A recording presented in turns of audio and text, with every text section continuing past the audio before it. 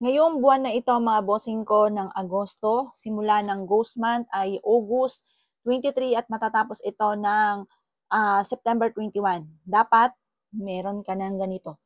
Huwag kang magpapawala ng bawang. Ito ay gagamitin natin pang alay lang ha. Hindi ka dito kukuha ng pangkain po ninyo, pangluto, panggisa. Hindi mga boss. Ito, maglalaan tayo mas maganda, 3 bawang na buo. Yung buo na ang gagamitin po ninyo mga bossing kasi pagka buo, mas marami syempre pantaboy ng malas at panghatak ng swerte. Simulan nyo po ito ng August 23. Tapos itatapon nyo po ito sa September 21. Ghost month po yan mga bossing. Ito pa mga bossing ko ay hihigop ng mga negative energy. Isang ganito ng aking ginamit. Malaki po ito. Isang ganitong lagayan. Pinuno ko na po siya ng asin. Kasi yung asin ko namang ginagamit, yung mga local lang sa palengke ko lang ito nabibili. Yan, pang-attract lang talaga siya ng swerte at pantaboy na kamalasan. Tapos sa negosyo ko, nilagyan ko rin siya ng ganito. Nilagyan ko rin ng ganito sa harapan ng bahay po namin. Tapos nilagyan ko siya ng lemon. Kasi yung lemon, citrus po yun. Isa po yan sa mga subok na nagtataboy ng malas at tumatak ng swerte.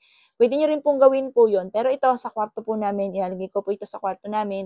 Tapos, itatapon ko po ito sa September 21.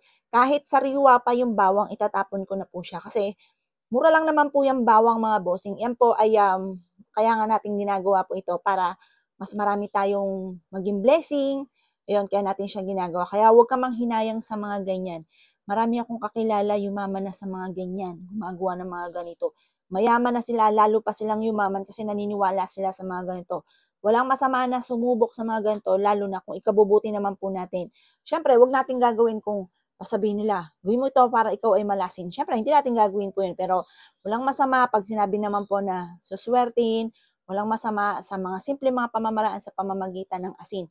Ang asin for cleansing po yan. Huwag nyo lang itong hahayaan na sa sahig po siya papatak kasi natutunaw po ito. Hindi maganda na kagaya ng kandila at saka yung asin. Yung mga natutunaw, mga insenso, hindi maganda yan lumalagpak sa sahig. Dapat po yan ay may lagayan talaga. Huwag niyo pong hayaan na lumalagpak sa sahig. Ito pa mga bossing ko yung bawang. Di ba sabi ko nga po sa inyo, pag ito ay natuyo na, dahil ito ay bagong-bago, fresh, napakatigas. Ito pa mga bossing ko ay kahit matigas pa rin po siya kasi matagal naman natutuyo ang bawang, itatapon pa rin po natin. Dahil maaring marami siyang nahigop na negative energy. Ngayon nga po darating mga bossing ko na August 23 hanggang September 21. Kaya kapag po kahit ito yung matigas na, baka gamitin niyo po ito panggisa, ay nako, baka yung malas ay pumasok pa sa ating katawan. Kaya mainam mga bossing ko, itapon niyo na ito sa September 21.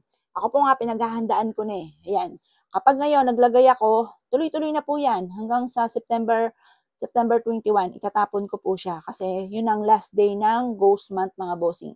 O siya mga boss ha, wala pong masama na sumubok sa mga gato mga pamamaraan. Lalo-lalo na kung ikabubuti po natin mga bossing, ikasuswerte po natin. O siya mga boss, good luck po sa inyo po lahat.